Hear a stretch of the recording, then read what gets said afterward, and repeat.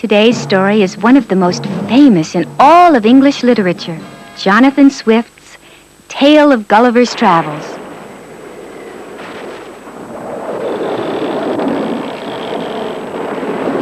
Tidal wave! Tidal wave to port!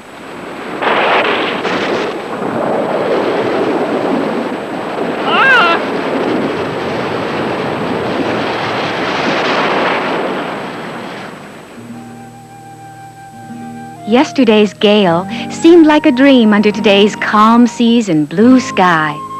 Where the rest of the crew vanished to, one can only guess. But Gulliver awoke to find himself alone and safe beneath a friendly sun and on a quiet beach.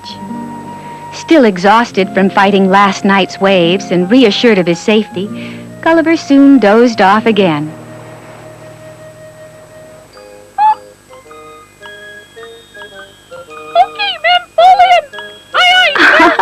What's this? It looks like a band of mini-soldiers.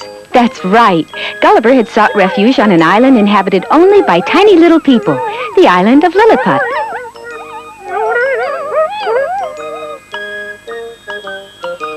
Gulliver slept well enough, and when he awoke...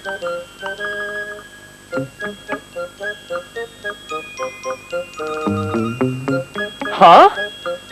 Gulliver found himself tied from head to foot. He couldn't budge. But what really shocked him was to see all the Lilliputians running around all over his stomach. Huh? Who are you and why did you come? How dare you disturb the peace in our land? My name is Gulliver, and the waves carried me ashore here last night after my ship capsized and sunk. I mean you no harm. Won't you release me, please? Never, never! We have our orders from the king himself. Well then, I guess you leave me no choice.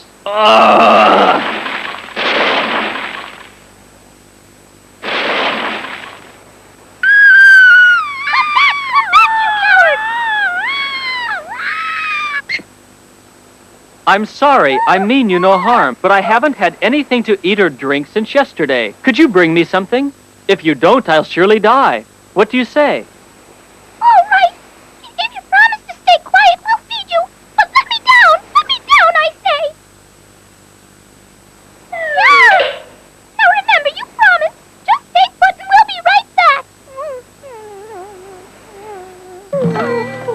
And so hundreds of Lilliputians were sent scurrying over the countryside to gather up food and drink for the giant.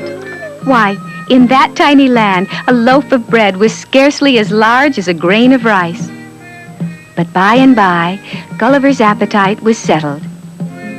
The Lilliputians had been so generous and friendly that Gulliver agreed to lay quietly and not cause any trouble.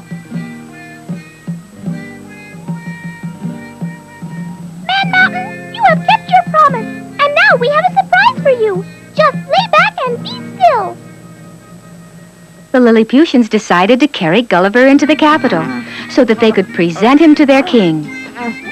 But moving that Man Mountain was no easy task. It took hundreds of Lilliputians hours and hours to roll him into the city.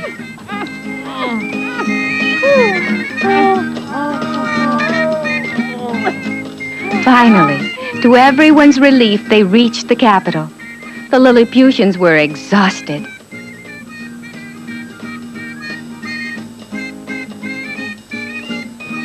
Wow! The Man Mountain is every bit as big as I had imagined. The king had never seen anyone or anything so large. I am happy to report that we have tamed this Man Mountain, and you have nothing to fear from it. Well, in that case, why don't we just go up and take a look around? But Your Highness! Your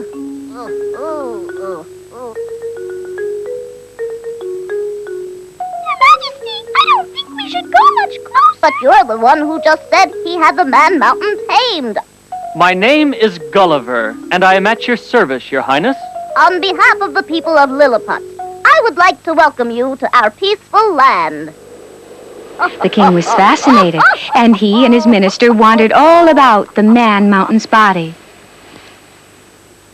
Suddenly, it began to rain, sending the Lilliputians scurrying for cover. Why, just one drop of rain was large enough to drown them. And up on Gulliver's stomach, the king and his minister were desperately looking for cover.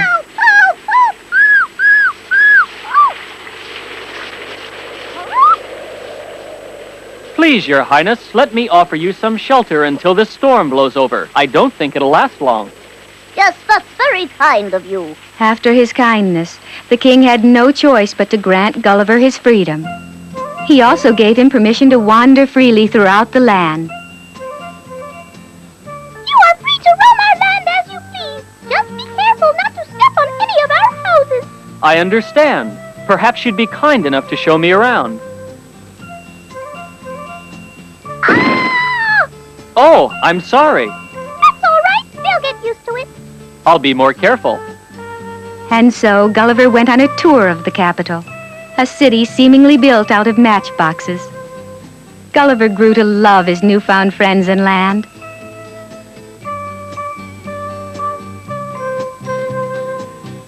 king has decreed that you may stay here as long as you wish. You are our guest and may ask for anything you desire. I appreciate that very much. Help! Help! We're being attacked! Our enemies have launched their whole fleet against us! What? They've caught us by surprise! We have no defenses! We're helpless! Help! Help!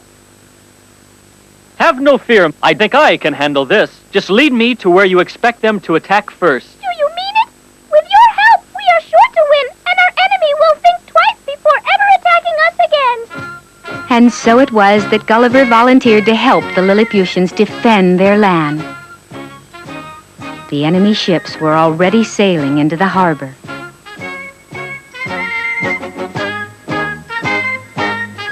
Gulliver slowly and secretly went underwater in order to take the enemy by surprise.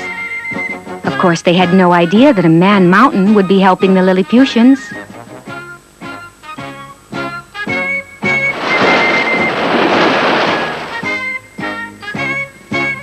Can you imagine their surprise when such a man monster rose up before them?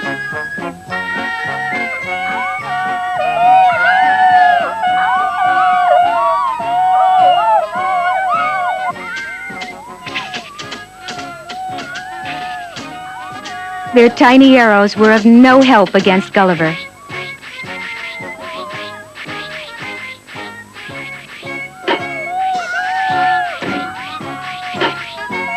He soon hooked all of the enemy ships together and began to reel them in. Hooray! Hooray! Yay! Yippee! Oh! We're saved! We're saved! Oh!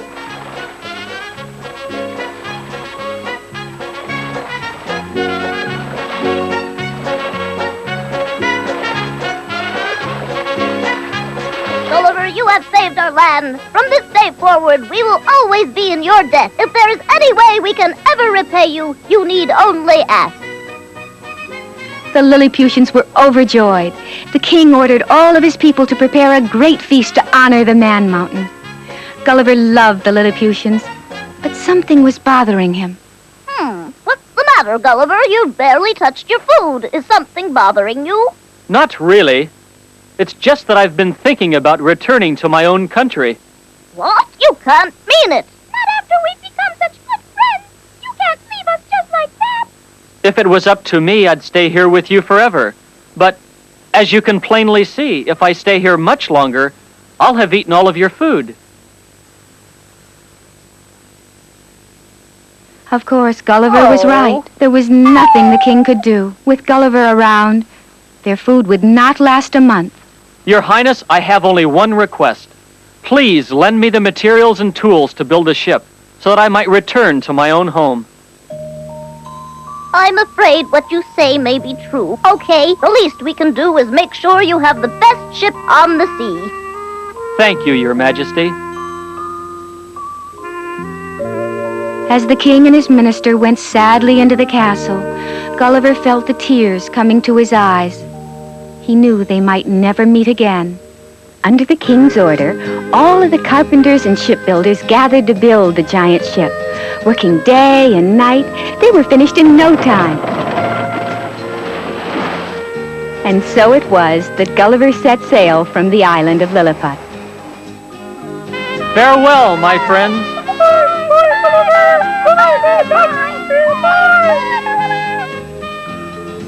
Goodbye.